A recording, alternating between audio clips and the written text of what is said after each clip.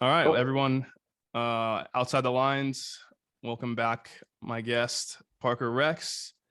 I will give him the floor here to give a little introduction to himself. Cool. Thanks for having me on. My name is Parker. You might have seen a YouTube video or two of mine. If you haven't, I spent my last 7 years as a product manager. My friend started a restaurant delivery service. It was called Delivery Dudes. Think of Uber Eats, but higher end. So our average ticket was in like the $50 to $60 range. When I came on board, it was basically my friend Jason delivering pizzas. I was like, you should get a real job. What are you doing? And needless to say, he kept doing it. And I was doing it at school and I was looking at it and I'm like, this is cool. Like, you're building this thing. People like it. Can I join? And that was about 7 years ago. We scaled that, or I was lucky enough to join early enough to learn how to scale that company from one city to about 84 cities, small little cities around Florida, some in Pennsylvania. We were in Colorado for a second, Tennessee. And I was responsible for scaling up all the tech for that. So working with engineers, working with designers, I actually got my hands dirty doing the design, got into some development, and ultimately we sold that company. And I think it was like March of last year. And since then, I've kind of been documenting the journey on YouTube. I write on a Substack, and I just like making stuff. Awesome. So how did you, like everyone listening to that will be how did you kind of find your way into to managing engineers and just jumping into that straight out of college, if that's where you kind of finished from? Yeah, so I think it has to do with what you're interested in. So I've always been interested in just making stuff, as I mentioned before.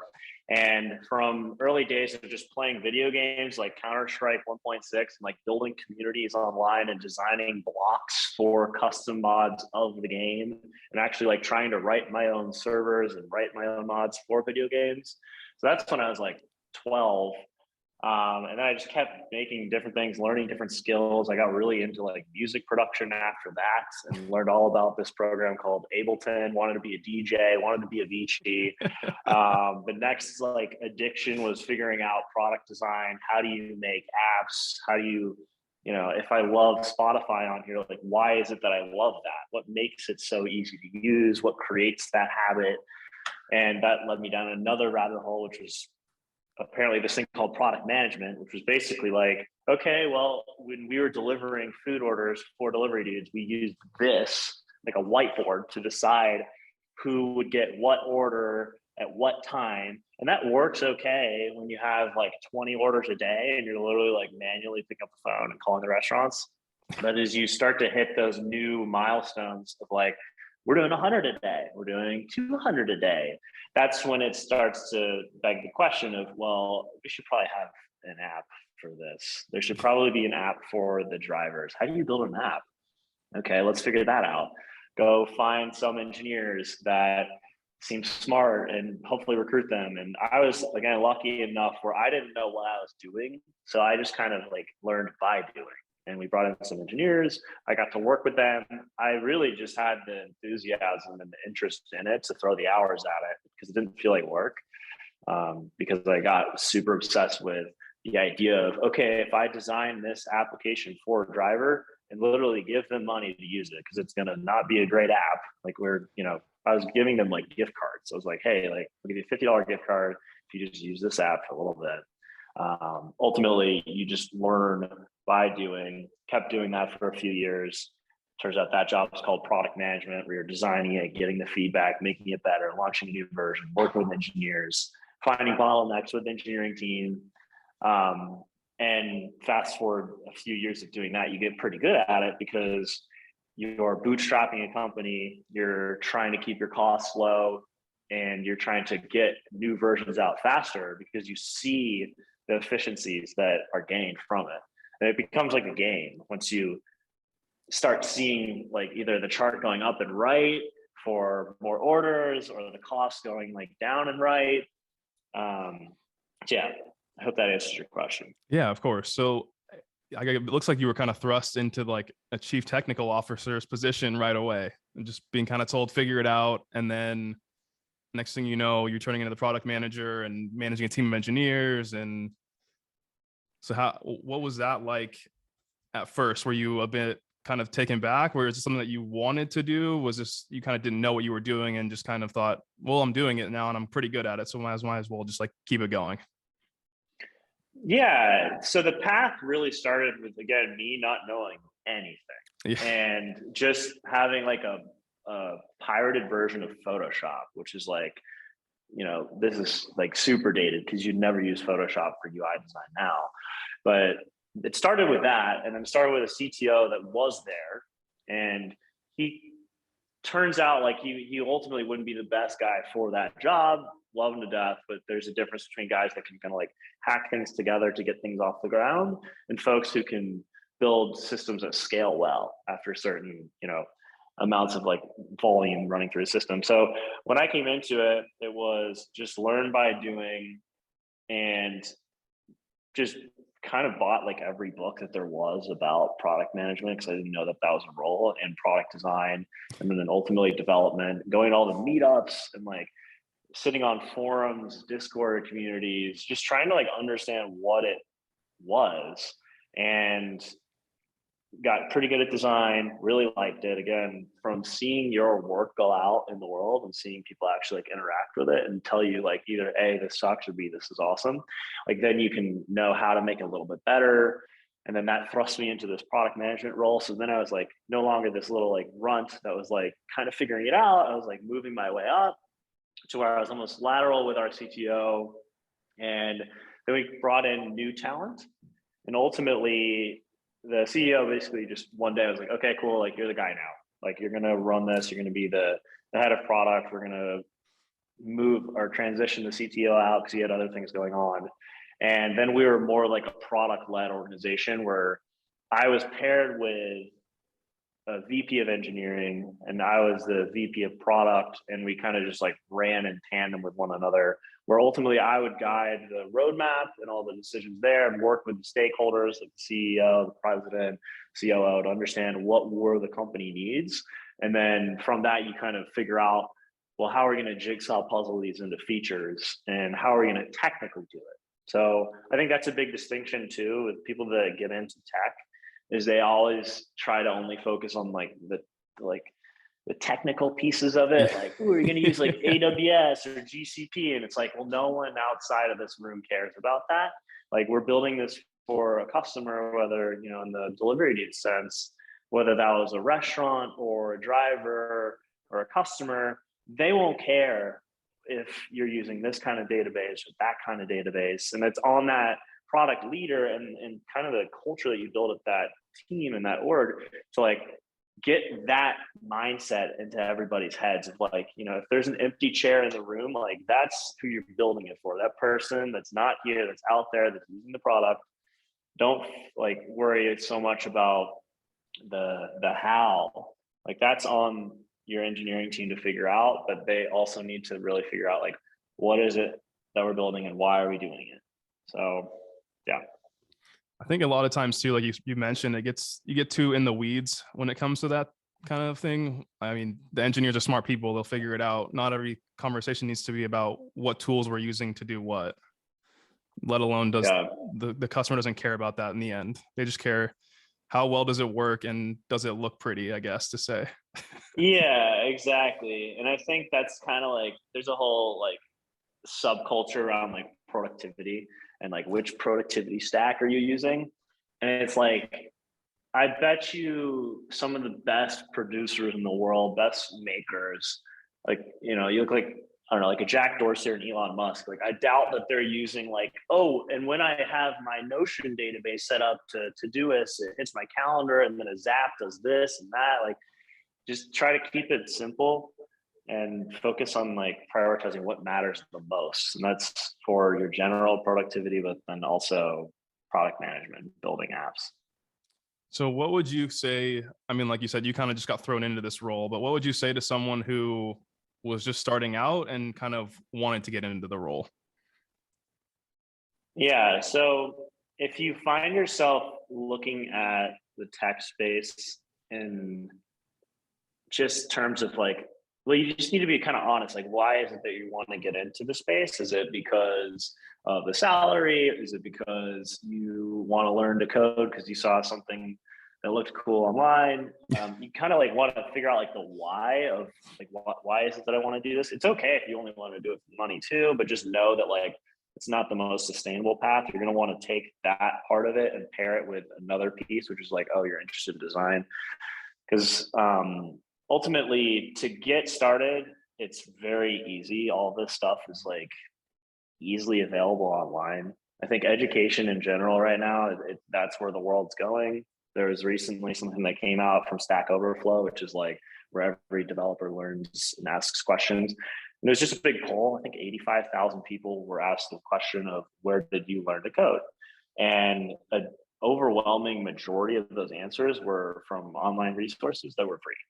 So if you're looking to get into product dev, and I say that as like an umbrella term for design, development, or product management, just start doing the work. Like start going online. That's the beauty of this space is you don't have to have the Stanford degree to go and build stuff that people want to use. There's different scales to it. You could be this indie developer that can make a 6-figure a month salary, which is crazy, like a month, off of building these different like websites that people want to use. But you, in order to figure out how to build something that people want to use, you actually need to learn to build. So that brings you back to just, you know, if you're interested in design, there's plenty of resources online for learning how to do that. If you want to learn about development, there's Code Academy, there's Udemy, there's a bazillion free resources.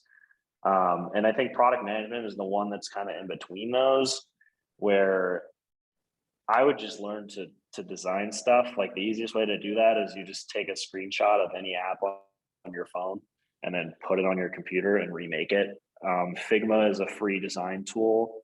And it's a matter of just doing. That's the way to learn it, because you can read any book and it'll get you kind of like primed, because you're like, oh, like now I know the concepts. But it's similar to academia in a way that it's just theory. And until you're actually doing it, you're not going to learn. So what are you currently working on now that you're kind of have your kind of path is already, I guess, set? You have a pretty good track record on your resume, I would say. And then now what's the kind of thing that's you're looking forward to that you're working on? Yeah. So I'm really excited about this next project. Basically, when we got the LOI from a buyer for Delivery Dudes, I immediately started thinking, what do I want to work on next? And that can be a scary question when you have a lot of ideas, because ideas are cheap. Everybody kind of knows that ism. Execution is where it's at.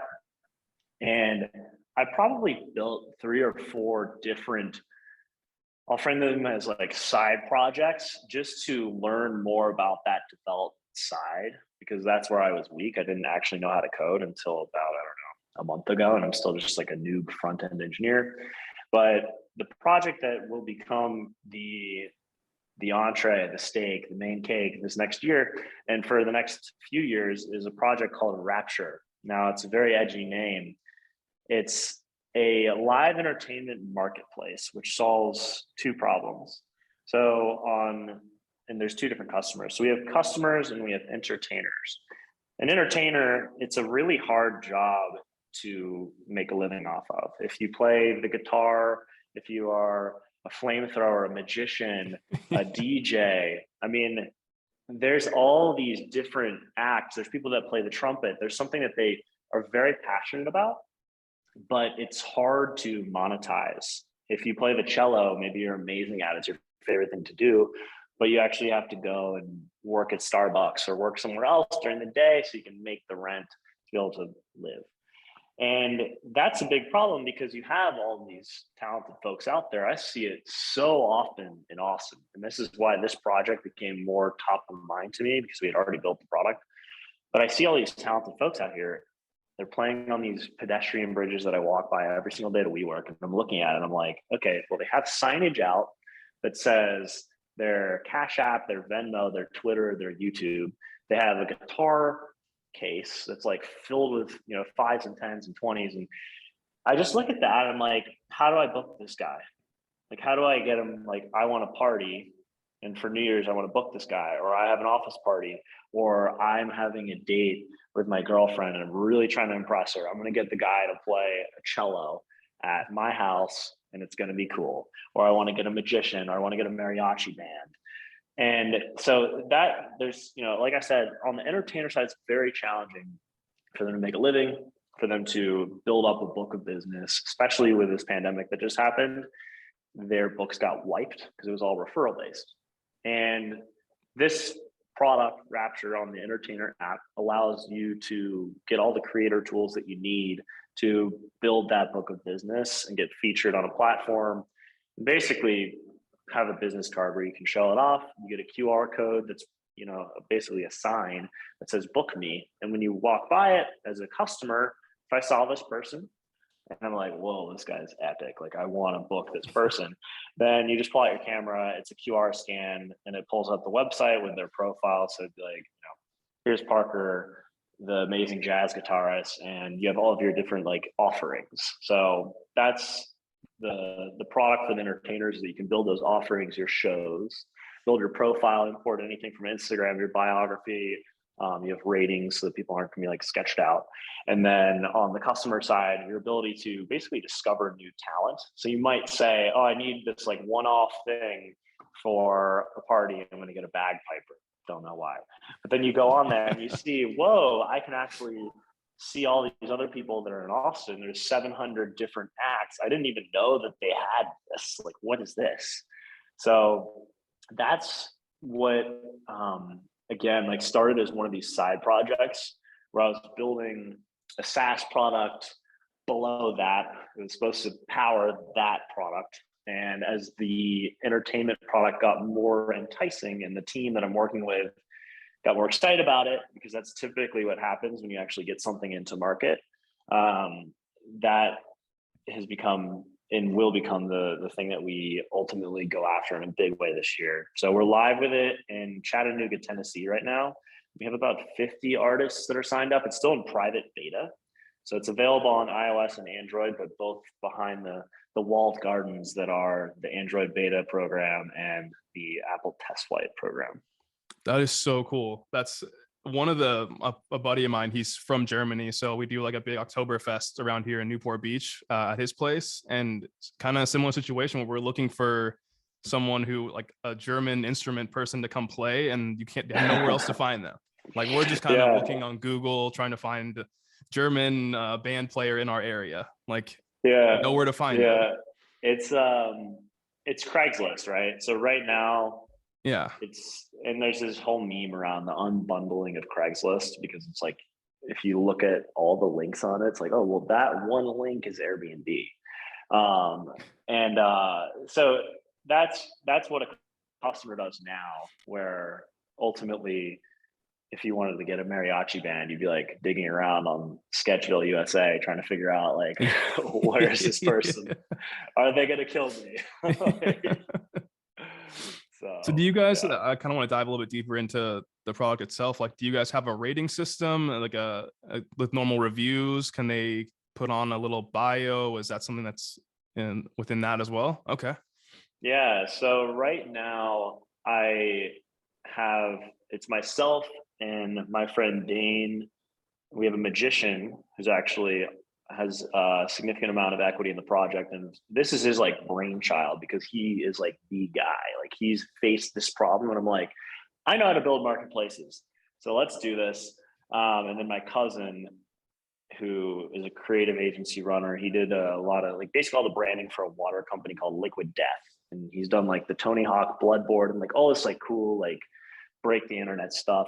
So as we started building this product, ratings and reviews will be and is on the roadmap, which is not built yet, because when we're in private beta, it's this closed environment where no one is using the product that we don't know, because we're ironing out all of the kinks. And we're saying to ourselves like, okay, we're still in this walled garden where no one has access to it except people that we've hand selected.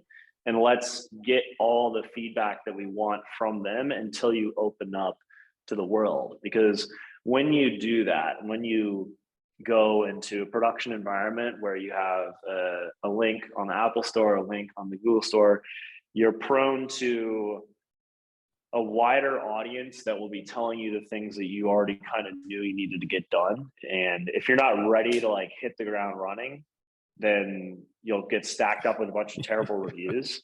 So it's like, we were all like, basically myself and my friend Dane, who are the product builders, we're looking at this project as a side project. And now that we've kind of done like end of the year planning last year and we're going into next year, we're like, let's just do this thing. Like, we already have people that want it, and ratings is the number one thing. So it's what you would expect. You've seen this when you order food or when you do an Airbnb or whatever, where there's some time window that elapses and then you're asked a question post facto that's like, hey, did you like it? How was it? 1 through 5, maybe like an input box with detail. And that's how you build that trust. It kind of tears down any sort of objection. Like when an Airbnb came out, everyone's like, what if the guy's a murderer? Like, well, what if, like, I guess, but like maybe like 1 in a billion. And Yeah, it's then always what a about the possibility. other? Yeah. So that's something that's queued up in actually this month. So what sparked the interest in building marketplaces? I mean, notoriously they're really hard to build and people shy away from it. What caused you to dive headfirst? Yeah, so Delivery Dudes was a marketplace, and we had a lot of fun doing that. Towards the end, honestly, I got kind of jaded just because when you're in the same position for a while, sometimes you can grow tired of it.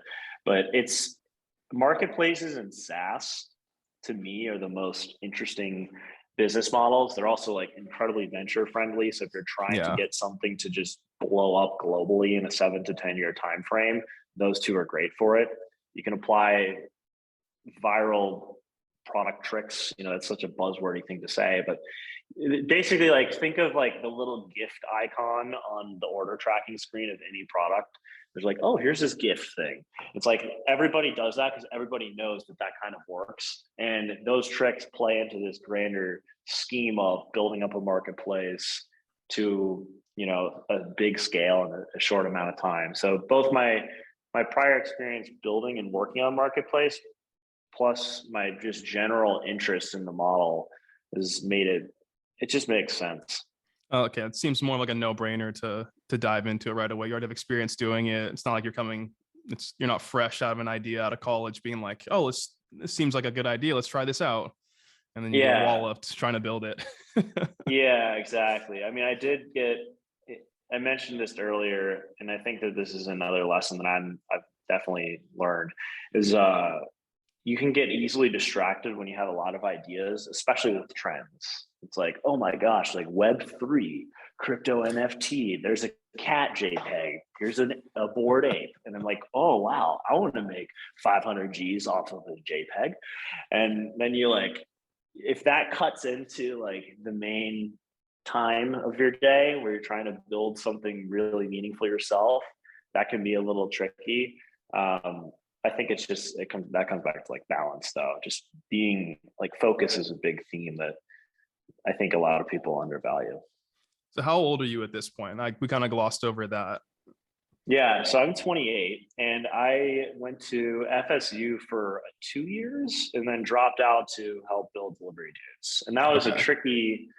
tricky decision to make, but in retrospect, it was the best ever because I was just like, every time I go to FSU, it's like a big party school, and I didn't really care about going to listen to some theoretical.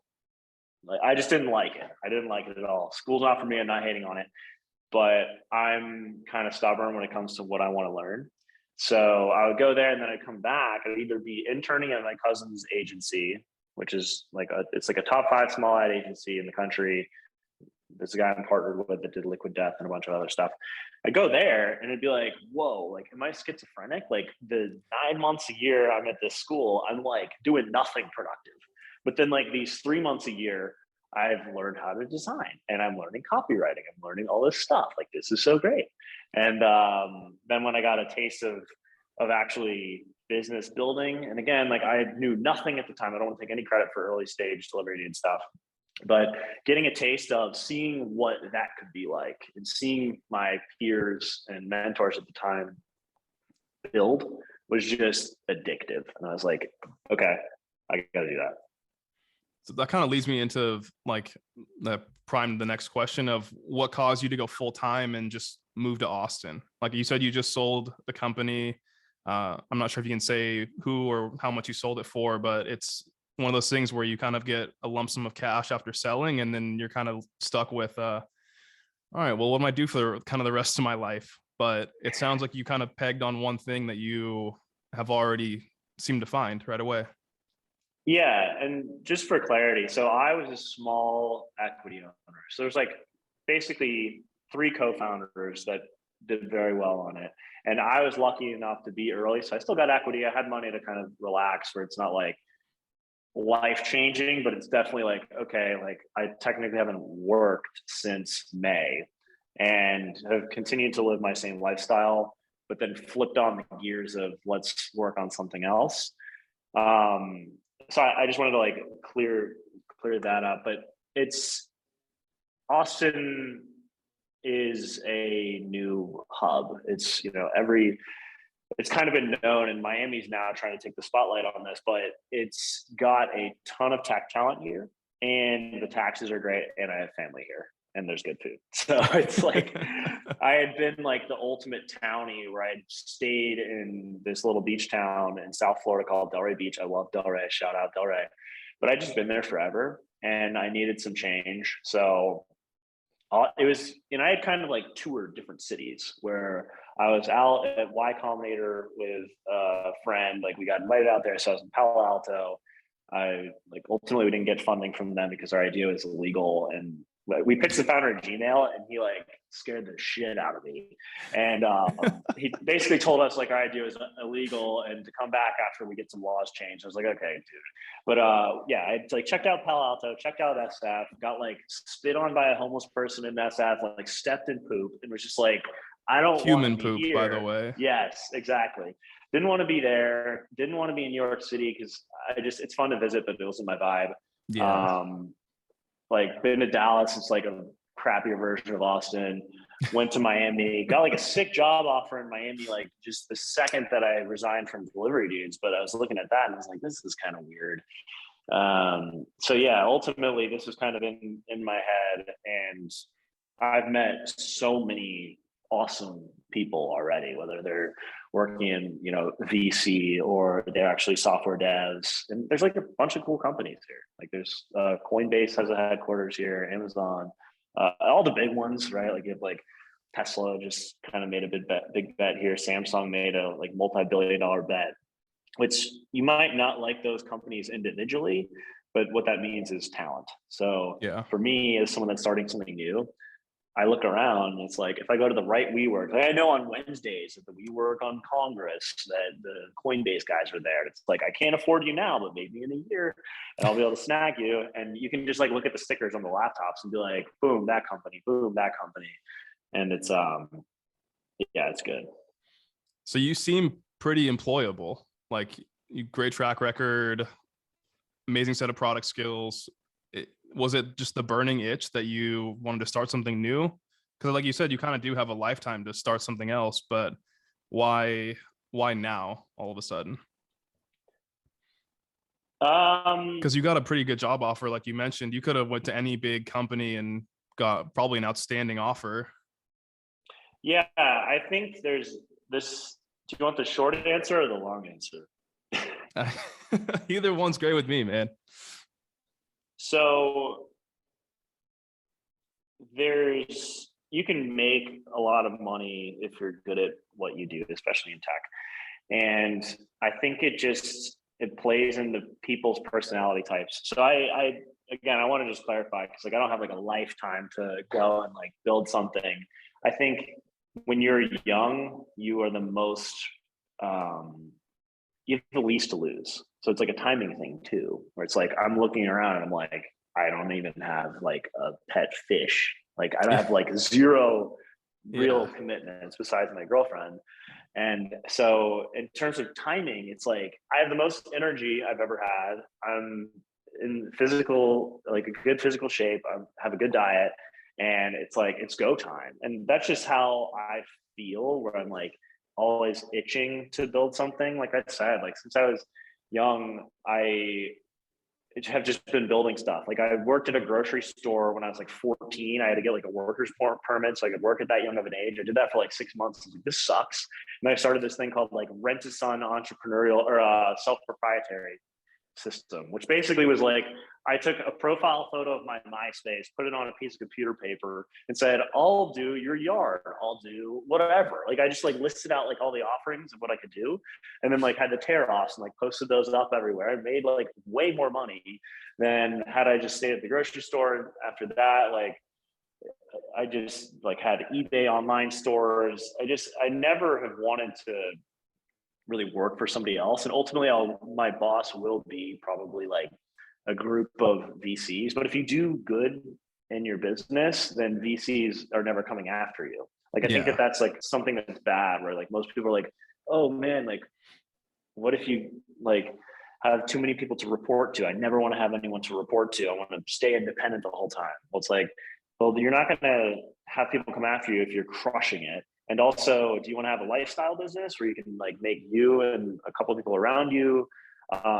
successful, or do you want to make a global impact? So when I was looking at going and getting a role, and for context, like 3 years ago, I wanted to get like a FANG role, and I didn't realize you have to like prepare for it. And I like did a couple of the interviews, and I was just like, even if I got like crushed this, like in the first 5 minutes in one of them, I basically like cut it off.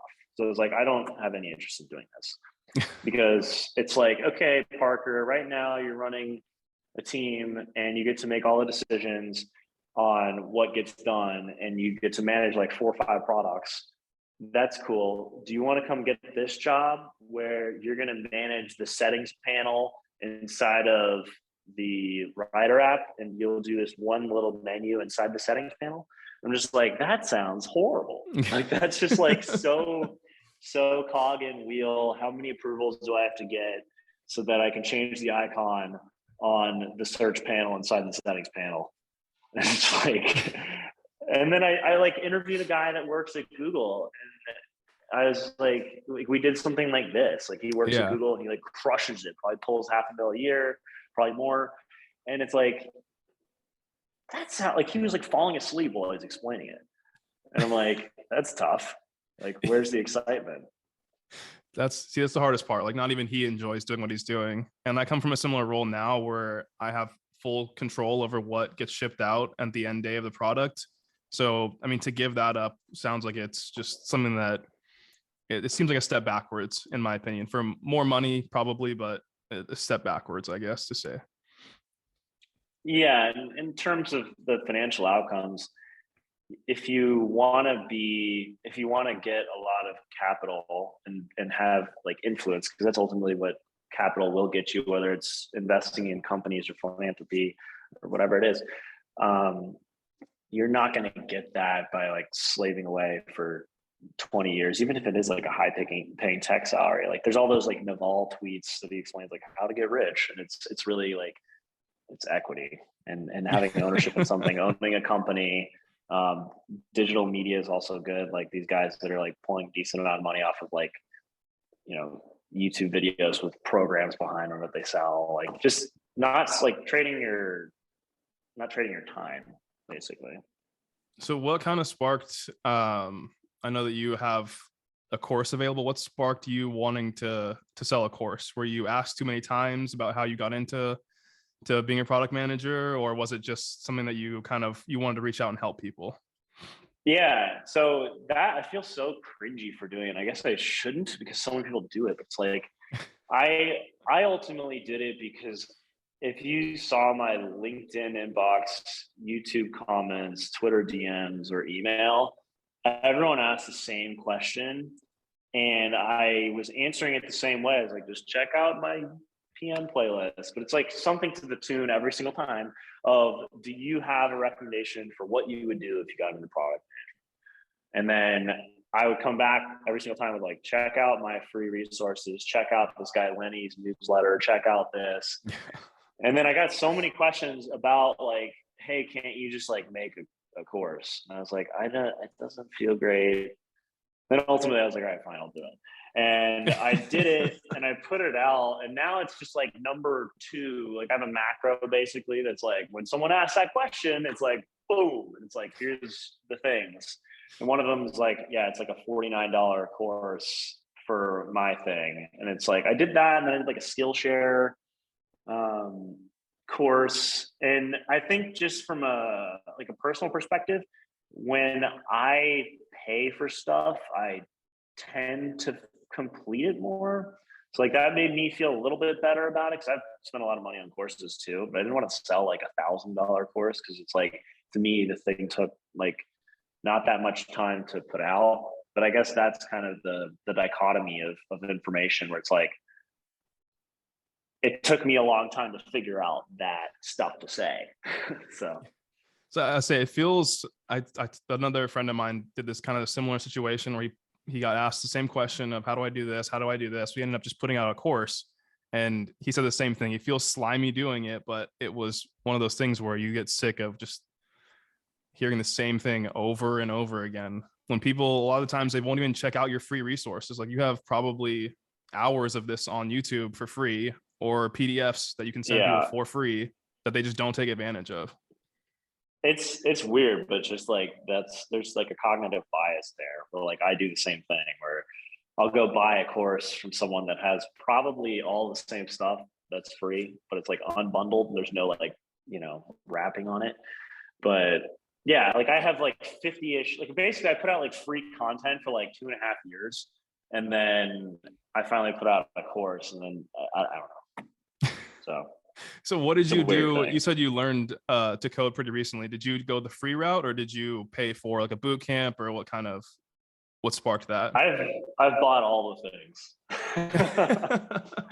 Yeah, so I I don't think that there's one way to do it. So I wanted to learn to code before I even got into product management a decade ago, and I did a code academy for about a year, and you like do some stuff in HTML and CSS. It's like put the bear on the page, and you're like, there's the bear, and you do that a couple times, and I got bored, and then I came back to it like 6 months ago. But it basically like every 6 months between now and 10 years ago, I would like fall back into this pattern of I should learn code, but I'd never go the full way. So for some reason, this last time, I like kind of tricked myself into really liking it. Don't know how, but it's been a combination of Code Academy, a couple of recommended Udemy courses. So you kind of need, it's like how that trust thing works, or like when your friend says like this is the one to do, and you finally listen. Did a couple of Udemy courses, and then I bought several books on Amazon that are just like about JavaScript, about React, and then just by doing. So you get these concepts in the book. It's not like you want to sit down and read a 500-page book about programming because you're just gonna fall asleep. It's like you'll read like 3 pages and you're like, I might be snoring right now. But you'll take that and you'll be like, okay, cool. Like now that I kind of get that, let me go build the web version of Rapture. So like that's what I keep doing. So like I built the web product that allows you to basically like QR code scan a sign, and it'll like pull up the profile, because we had the app built out where you can like see the profiles, but the barrier to entry is too high for that, such that people won't like want to go through the friction of downloading an app to go find the person. They might do that after they book their first one. So I did like a read-only version of that, but because I wanted to build that, it kind of forced me to learn all these concepts where it's like, oh, like you need to know HTML and CSS to design the page, but it won't be able to do anything. How are you going to know what comes onto the page without authenticating who that person is? And then you kind of like go into this like rabbit hole. So yeah, it's like learning by doing. Once you find like even what you want to do, then it becomes like, now what language do you want to learn and how many different languages do you need to get a certain job that you want? And talking about learning about code is, I'm in the same boat of like wanting to learn how to do it, but it comes back to how much time can I actually put into this when I have a normal job that I have to keep up with and other responsibilities. So when you learn how to like you said, when you said you don't know how, you force yourself to do it. When you find that out, let me know. Find something you want to build and then build it. And it's like, that's kind of it. And it's like the most played out thing ever. Like when you hear it, you're like, ooh, but it needs to be something more interesting than like a fake portfolio. Like it needs to be like, oh, this thing like turns my lights on and off, or like something like that solves your own problem or is a business idea. Cause then you actually have like a fire underneath you. I think that's the thing I hear a lot too, is like every person that tries to tell me to learn, they're just like, oh, just build out like this closed project. And I'm like, what does that do for me? Like, I guess I learned how to do it, but Make a it hasn't, calculator. You're like, yeah, why? I have a phone for that. Like it's no real world application for me, I guess is why I don't do it. Well, okay. So the last kind of, there's two parts that I want to end off with. A lot of what we talk about on here is kind of investments for us people, us younger folks. Do you have a different strategy that you like, or do you just kind of do the normal of throw money in an index fund and let it kind of sit so you can focus on other things?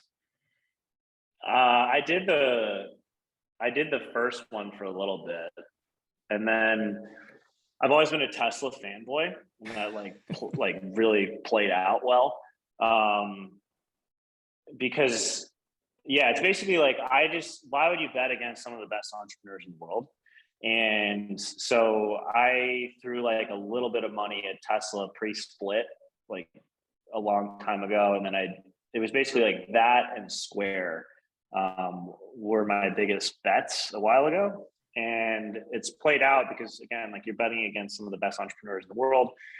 I think that if it depends on your portfolio size. Like what I was playing around with is I had three portfolios. So like one of them's like super conservative. It's like basically just like here's like an IRA. And it's like cool. In my IRA, I know it's on Wealthfront, so it's like a robo advisor. You can like change the scale on it, so it'll be like okay, cool, like semi-conservative, which basically just means like S&P and like a couple bonds, but that doesn't even make sense. And then like there's that one, which is like the ultimate conservative grandpa move. And then I have another one, which was like just like I think tech stocks are a misnomer because everything's kind of tech, like everything's changing into tech. So I think that there's like subsectors within that. But you basically just want to find companies and ideally like products that you actually use and then make bets.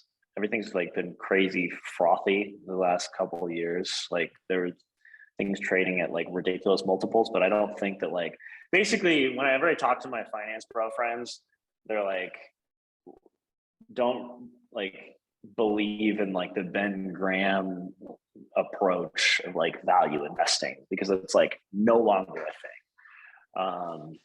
So yeah, my recommendation is basically be safe with some and then make bets on things that you believe in for the long term, and there's a good chance that it'll work out if you have some intuition. And it ties back to what you said earlier. You've, especially when you're young, you have some room to work with here. If something fails, it fails. You have a long life left. Yeah, and having conviction in your bets too, because I've made decisions based on influence of others. It's like the 2018 bull run for crypto. I was like, thought I was a genius. So I was like, oh my gosh, like, because I was running teams of engineers, and they were like, I hated crypto because every engineer is like, let's build a Bitcoin wallet, and I'm like, dude, how does that apply to food delivery? Like, and that was in like March of yeah, it's like basically like 9 months prior to the big bull run that got to like 19K. And then like, 7 months later, the thing like explodes and you think that that's the top. And I just like all that says, like, if you have extreme conviction about something, like don't like read one tweet from someone that's smart and think like, oh, like, let me change everything. Yeah. Do your own research, 100%. Yeah. And the final kind of, it's outside the lines for a reason. It's outside the lines of your traditional business or corporate, whatever work looks like for you since. So what are the couple other hobbies that you enjoy doing? I know we talked a little bit off camera about you're a big golf fan. Is there anything else that you enjoy doing, or how did you kind of get into golf? Yeah, I'm just wildly competitive. So I think golf's a really fun one because it's like you against the course. It's like just basically you against your brain because the motion of swinging a golf club, if you're in decent physical shape, is not that challenging. But it's like for some reason you got like three of your friends there and you bet anything like you could bet $1 on it and instantly. It's like, oh, I don't know why. Like my hands and like the adrenaline levels. So I just love that because you can get like deeply like technical too with like every YouTube video ever about like here's how to do this shot or whatever. Love that. Big fan of physical fitness. So I run probably like 15-ish, 20, 25 on a big week, miles a week. So I'll just like go outside and just like run this loop in Austin. And I love that because I just like run for pace. So I'll have like a goal around that where it's like I want to run like a sub 19:30 5K, which means you got to run at like 6 and change for a couple miles. And then strength training too. So like you can set goals around that too, which I really like. And it's just, I know that like the science side of that too is also fun to research. So you basically just, it's this rewarding thing where you mentally feel better, you physically feel better, and like just overall, you just like feel great. I'm a big runner myself, so getting out there and running is great. I'm also a big fan of cycling, so I'm always on a bike as well. Nice. Yeah, I have a bike arriving today, which is good. Got it as a gift. It's not like a serious one, but it's got gears and you can ride it around. It's not like you're putting on a full suit and like the boots, but it'll do. I got you on that. So another sneaky question is, what's your guilty pleasure? Everyone's kind of got their maybe piece of content that you probably, maybe you watch The Bachelor. I don't know. I don't judge, but anyway, everyone's got their own thing. Like a vice or like what? So there's this really cringy YouTube channel that a really successful buddy of mine watches as well, and it's called the Royalty Family, and it's just really this really cringy family in LA, and they're like Okay. their kid is a crazy video game person, and it's just really terrible acting, but you just can't look away. It's like a train wreck, man. Yeah, I think maybe mine is I just spend too much time like watching. I don't know. It's like these dumb podcasts that like I have nothing to do with. Like this show Impulsive, like the Paul brothers, they'll like do these hour-long interviews where it's like I don't know who this person is, but now I'm like invested in like their story of like this guy Mike Maljack who like does burger reviews, or like the Portnoy guy at Barstool, like basically just like all these like it's like kind of Hollywood but kind of not. And it's like maybe the new reality TV. I Yeah. can't get into actual reality TV, but just yeah, like watching like a burger review or like a Portnoy pizza review, and then I'll like binge. Like I've seen like every pizza review, and I'm like, I'm not gonna go to any of these places, but like listening to this guy talk about the flop on the pizza and like, okay, Frankie, like I just know too much about Yeah. that. Like, I don't get it. I know you said you're a big foodie.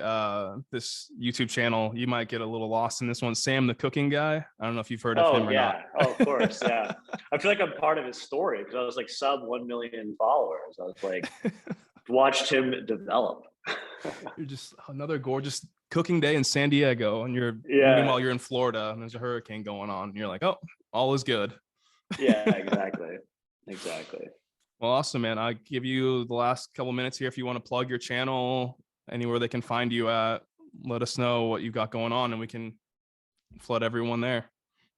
Yeah, of course. Check me out on Twitter. It's just Parker Rex, Rex like the dinosaur, REX. And then I write a newsletter called The Founder's Journey, where I'm not like asking you to like pay money for a newsletter or pay for anything. It's basically just me dumping my brain about everything I learned within that week. So it could be about like software dev, or what I'm learning about cap tables when raising money, or what I'm learning about like some psychological thing or an investment thesis. And it's like a couple links, a couple listens, and then an update. So you should check that out too. Awesome. And also, when you'll send them over to me, I'll link every social we got there. But again, man, thank you for taking the time, and we'll talk soon. Yeah. Thanks, Emmett.